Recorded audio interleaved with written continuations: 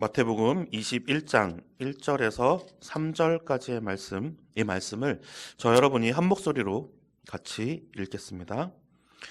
그들이 예루살렘에 가까이 가서 감람산 벳바게에 이르렀을 때에 예수께서 두 제자를 보내시며 이르시되 너희는 맞은편 마을로 가라.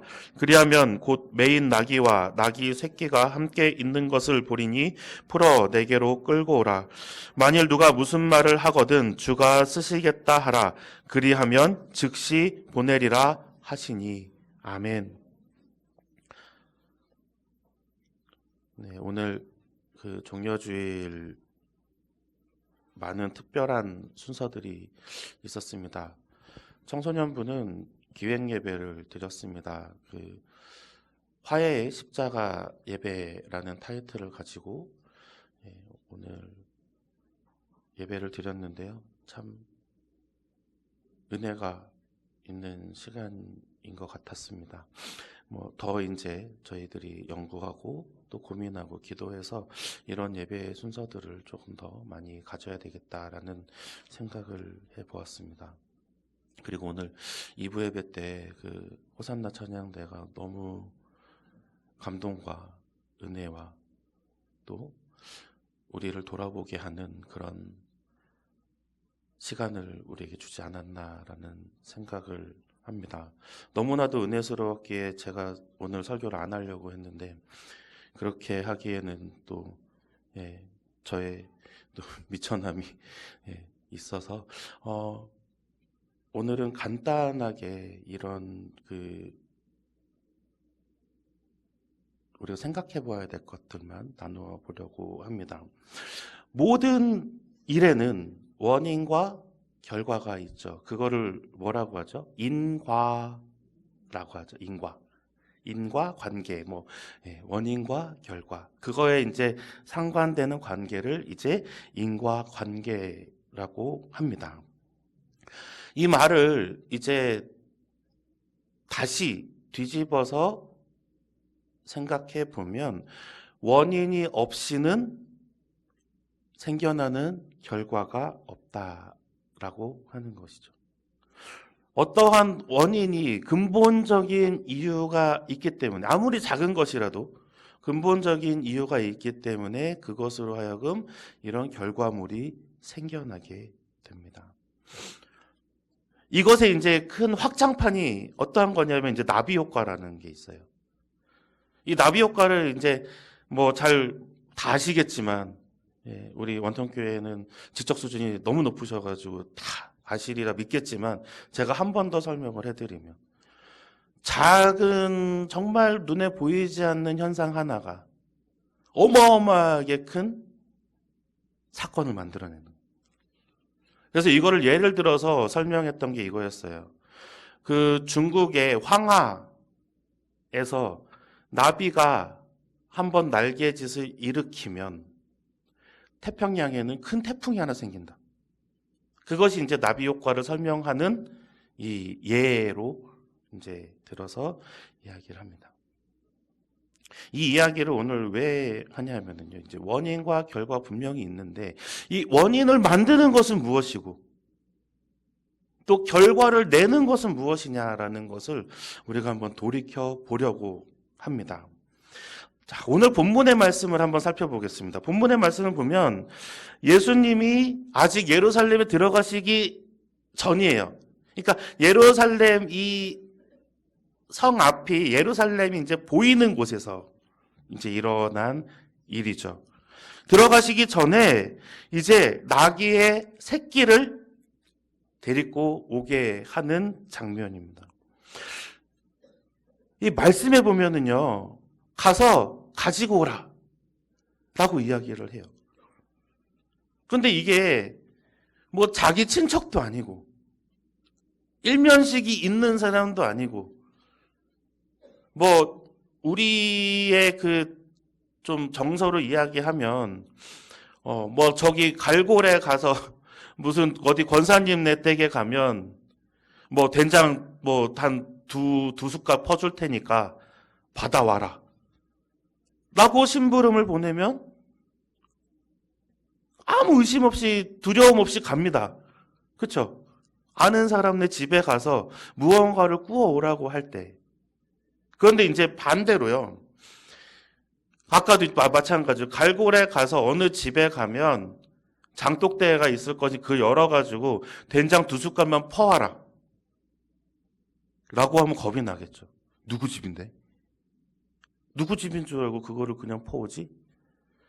예전에 이제 제가 군대 가기 전까지만 해도 외갓집을 한 번도 가본 적이 없어요. 왜냐하면 이모들이 다 올라오셔서 살고 있었기 때문에 어머니 고향을 가본 적이 없어요. 어머니 고향에는 사촌들이 많이 살고 있거든요. 그래서 제가 군대 가기 전에 한번 가보자. 엄마 고향도 난 가보고 싶다. 맨날 뭐 저는 이제 아버지 고향 뭐 대구나 영천이나 이런 데는 자주 갔는데 경주도 가고 또 할아버지 동생이 제천에 계셔서 제천도 많이 갔었어요. 근데 우리 엄마 고향은 한 번도 가본 적이 없는 거예요. 그래가지고 이제 군대 가기 전에 한번 갔습니다. 갔더니 우리 엄마가 갑자기 막 이상한 밭에 막 들어갔더니 뭘 자꾸 뽑아요. 깜짝 놀랐죠. 어머, 왜 도둑질하고 그러냐 그랬더니 이제 나중에 알고 보니까 사촌 오빠네 땅이에요. 밭이에요. 그러니까 막 이제 신나가지고 자기가 막 그거를 뽑으면서 막 이제 막 보여주고 있었던 거지만 그게 아니라고 하면 이 말 너무 길게 했네요. 이 제자들에게 그런 걸 한 거예요. 저기 가면 나무에 낙이랑 낙이 새끼가 메인 거가 있으니 그걸 풀어서 4개로 가지고 오라. 오늘 말씀 1절과 2절의 말씀을 우리 한번 같이 읽어보겠습니다. 그들이 예루살렘에 가까이 가서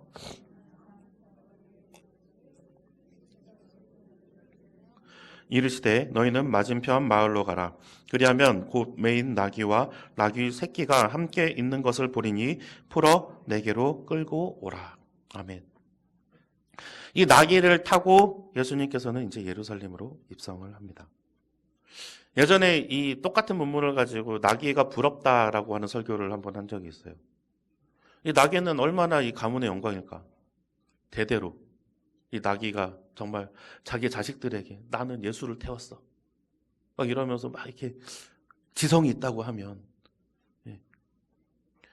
막 그런 막 말들을 전하면서 막 대대로 자기의 가문이 정말 이제 그 뭐라고 해야 되죠? 막 그 뼈대 있는 가문으로 변신되지 않았을까요? 다들 티밖에 없으신가요? 나귀가 왜 말을 해? 막 이러시고 계시는 건 아니죠. 그 정도로 좀 부러웠어요. 왜냐하면 예수와 예루살렘 입성을 함께 했다고 하니까.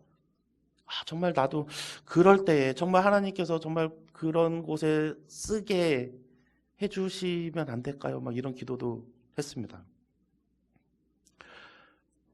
정말 그런 것들이 막 이제 막 간절함이 넘쳐 올랐을 때, 그때 좀 비슷한 시기에 이런 그 용어가 하나 생겼어요. TPO.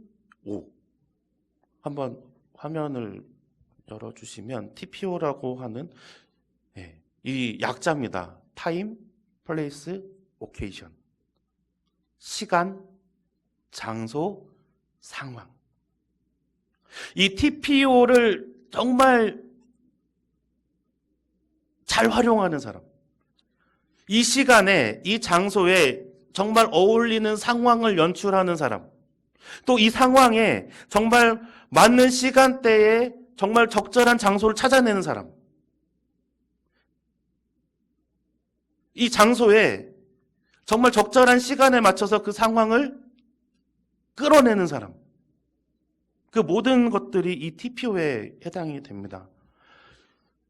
그런데 우리 예수님만큼 이 TPO에 적절하게 대응하고 이 TPO를 적절하게 창조해내신 분이 없어요. 그 이야기를 오늘 좀 하려고 합니다. 첫 번째는 이제 적절한 때겠죠. 이제 시간에 관한 개념입니다.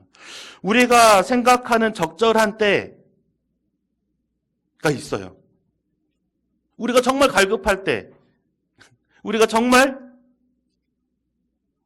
힘들 때, 지금이 아니면 내가 무너질 것 같을 때, 그럴 때, 하나님, 지금입니다. 라고 기도하시죠. 하나님, 이제 손을 뻗쳐 주세요. 손을 내밀어 주세요. 라고 기도하죠. 근데 이 예수님의 생각하는 때라고 하는 것은 우리랑 조금 다른 면들이 좀 있었어요. 그 때가 언제냐면 요한복음 11장 6절의 말씀에 있습니다. 우리 한번 같이 읽어보겠습니다. 나사로가 병들었다 함을 들으시고 그 계시던 곳에 이틀을 더 유하시고. 아멘. 이 나사로가 병이 들었다라고 하는 이야기를 예수가 들어요. 이때가 언제냐면 그 나사로는 이제 저쪽 갈릴리 쪽에, 아니 그 예루살렘 안쪽에 이제 들어가서 이제 있었던 살던 사람이었는데 이제 쫓겨나게 돼요. 이제 돌로 쳐서 죽이려고 하니까 예수님이 이제 갈릴리 쪽으로 다시 나옵니다. 그때 그 안에 있던 나사로가 병들어 죽게 되었다라는 소식을 들어요. 병들었다라는 소식을 들어요. 나사로는 누구의 오빠죠? 마리아와 마르다의 오빠예요. 마리아는 예수님이 가장 이뻐하고 또 사랑했던 사람입니다. 근데 당장에 고치러 가지 않아요. 이틀이나 더 계십니다. 근데 알 수 없는 말씀만 하세요. 하나님의 아들이 이로 말미암아 영광을 받게 하려 함이라. 이 말만 하시고 이틀이나 더 계세요. 그리고 난 후에 이제 출발하려 하는데 제자들이 말리죠. 가면 죽습니다. 가면 죽습니다. 왜? 그때도 돌에 맞을 뻔했거든요. 그런데 나사로가 죽었다고 이야기를 해요. 예수님 미리 아셨어요. 지금 내가 가도 나사로가 이미 숨질 거라는 걸 아셨어요. 이거를 거꾸로 보잖아요. 거꾸로 보면 나사로가 죽을 거를 미리, 나사로를 살리고 난 다음에 더 뒤로 가보면 나사로가 죽을 걸 미리 알았어요. 그렇기 때문에 이틀이나 더 계셨고, 그리고 하나님의 영광을 위해서 더 완벽한 부활을 보여주기 위했던 거죠. 이게 예수님의 때입니다. 예수님의 시간이에요. 우리는 아무리 우리가 뭐라고 하나님 지금 우리가 너무나도 힘들어요. 고달퍼요. 괴로워요. 지금이에요. 이렇게 얘기를 해도 하나님께서, 예수님께서 생각하시는 적절한 순간과 타이밍이 있어요. 근데 솔직히 말씀드리면 그때의 환난과 고난은 우리가 언제 넘어갔는지 모를 정도로 그냥 넘어가요. 그렇기 때문에 우리는 그것이 기적인 줄 몰라요. 두 번째는 장소입니다. 예수님께서 원하시는 곳. 오늘 본문 말씀에 보면 이제 어디로 가라고 얘기하잖아요. 어디로 가면은 나귀가 그 새끼와 함께 묶여 있는 것을 볼 것이다 라고 이야기를 하시잖아요. 보지도 않고 아시는 거죠. 축구에서 가장 중요하게 생각하는 것, 공격수가, 스트라이커가 축구 경기에서 가장 중요하게 생각하는 것, 또한 야구 선수가, 외야수가 가장 중요하게 여기는 것, 그게 뭔가요? 위치 선정이에요. 내가 어느 포지션에, 어느 곳에 서 있어야 내가 공을 수월하게 받을 수 있고, 또 내가 어디에 있어야 내가 골을 넣을 수 있는가. 그거를 그때가 시간마다 계속 바뀌어 나가는데 그거를 알아내고 그 포지션에 먼저 가 있는 운동선수들, 축구선수면 스트라이커, 야구선수면 외야수가 좋은 선수가 되죠. 예수 그리스도의 뜻이 있는 곳, 우리가 이제 다시 생각해 보면 예수님의 뜻이 있는 곳을 우리가 알아내고 그곳에 가 있어야 우리는 좋은 백성이 되는 거죠. 좋은 자녀가 될 수가 있는 거예요. 그런데 그곳에서 우리를 막 부르실 것인데 우리가 그곳을 찾을 수 없거나 아니면 찾지 않는다고 하면 그럼 우리는 말로만 하나님 내가 하나님의 정말 귀한 사역에 쓰임받게 해주세요 말로만 외치는 거예요. 우리가 하나님이 이곳에 나를 쓰실 거야 라고 계속 하나님과 밀접한 교감을 통해서 말씀을 묵상함을 통해서 내가 그곳에 가 있지 않는다고 하면 하나님께 말만 하지만 내가 그곳에 가 있지 않는다고 하면 하나님께 정작 쓰실 수가 없는 거예요. 내가 어느 곳에 있는지, 내가 하나님께서 과연 쓰실 수 있는 곳에 있는지, 자리하고 있는지 우리가 돌아보아야 합니다. 그곳이 계속 바뀔 수가 있어요. 하나님 작년에는 여기였는데요 라고 생각하실 수도 있고 어저께는 이곳이었잖아요 라고 이야기할 수도 있겠지만 우리가 계속 영적인 이 통찰력을 가지고 하나님 계속 기도함으로 말씀을 묵상함으로 찾아내지 않으면 그곳이 계속 바뀌어 나갑니다. 그래서 우리가 말씀 안에서 항상 고민하고 찾아가야 할 것이에요.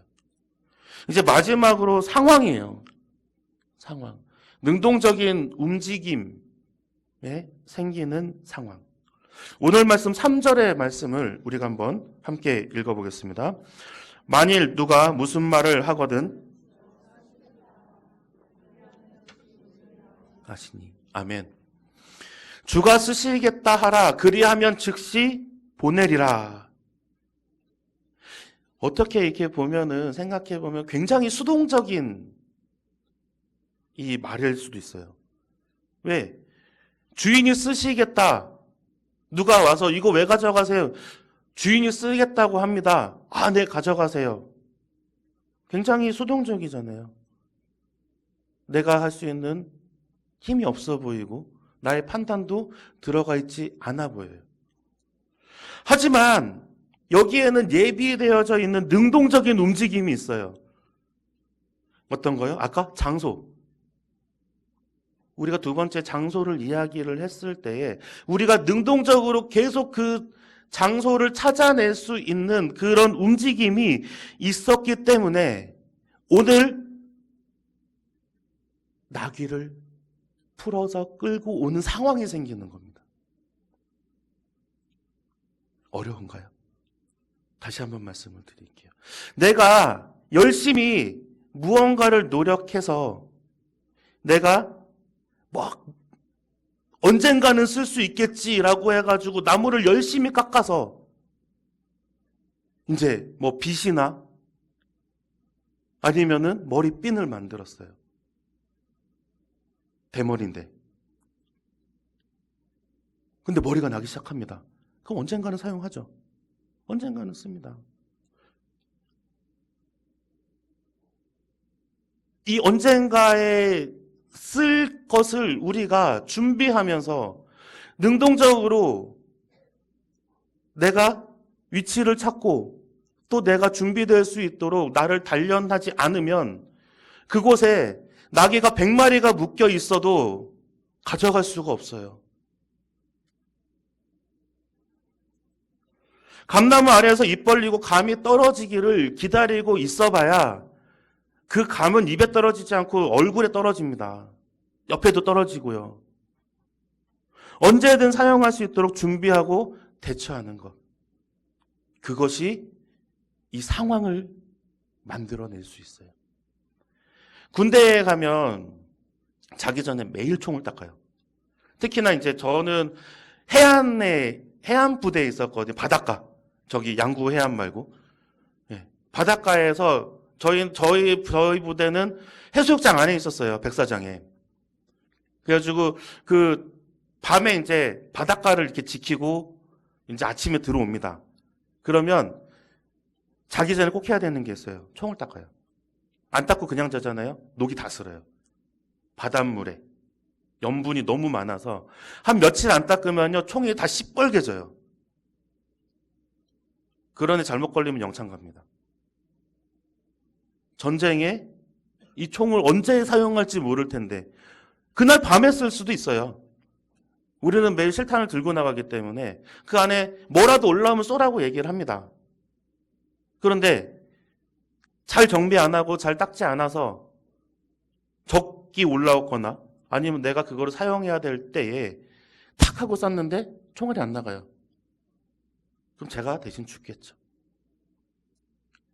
준비된 모습이 그런 모습이에요.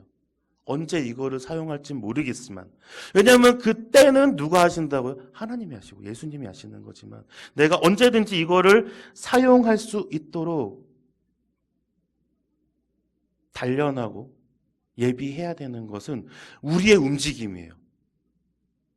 그건 수동적이 아닙니다. 우리의 능동적인 의지가 들어가야 하는 거예요. 오늘 본문의 말씀은 마태복음의 말씀입니다. 마태복음은 교회를 향한 이야기들이에요.